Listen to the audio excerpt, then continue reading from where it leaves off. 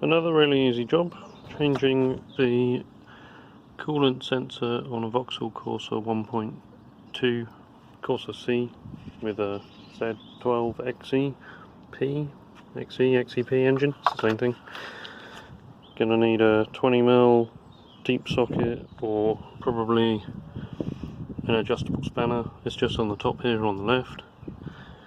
The new sensor's about I don't know, a tenner, £10.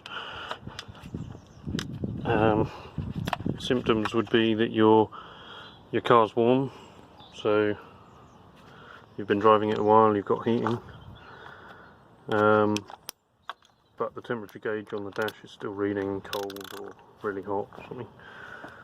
So we're just going to get a deep socket on there. Oh yeah, so the car's hot at the moment, so we're going to get some coolant flow out. You shouldn't really do this while it's hot because you don't want all of your coolant boiling off in your face, so that's maybe not the most clever idea. I might just release some pressure from the bottom.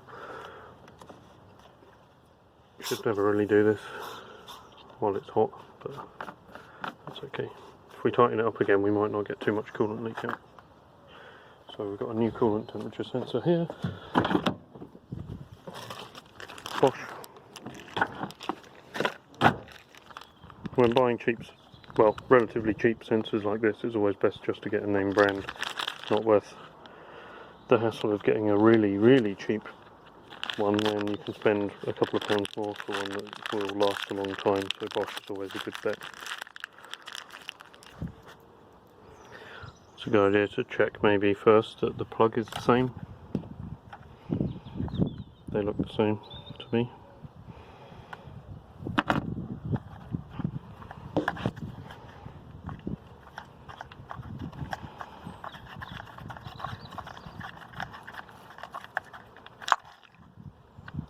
So I might be quick here because I don't really want to lose too much coolant, so I'm going to stop and swap the new one in.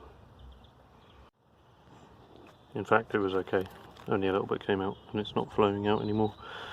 So there's the old one. It's a bit hard to tell from looking at it whether it's any good or not. It basically looks the same as the new one.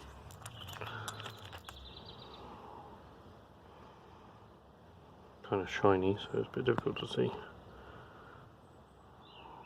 There's a bit of kind of discoloration on here, but that would probably be normal for not very long. The new one comes with a seal as well. You should always change the seal. And we're just going to thread that back in there. You can test it by measuring the resistance at different temperatures. You could boil the kettle, put some water in the cup, put the temperature sensor in and check that it reads according to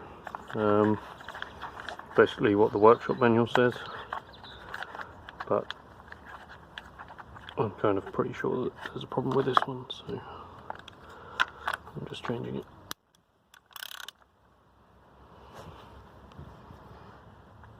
$18 Newton meters.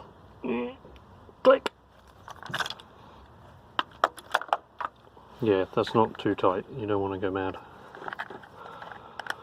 The last thing you want to do is strip a thread in your engine block. Well, cylinder head in this case. Actually, that's on a separate piece, so it wouldn't be the end of the world. Of course, the plug's not going to line up with where I want it.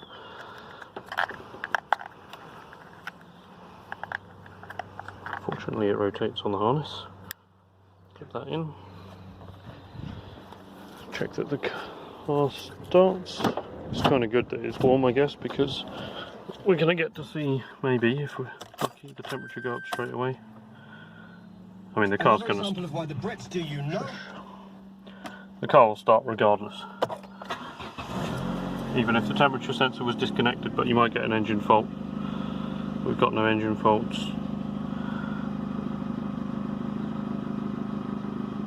It might not be warm enough to go up the gauge. Ideally, if you had an OBD reader, you could see the temperature, the actual temperature number. But I don't know where mine is.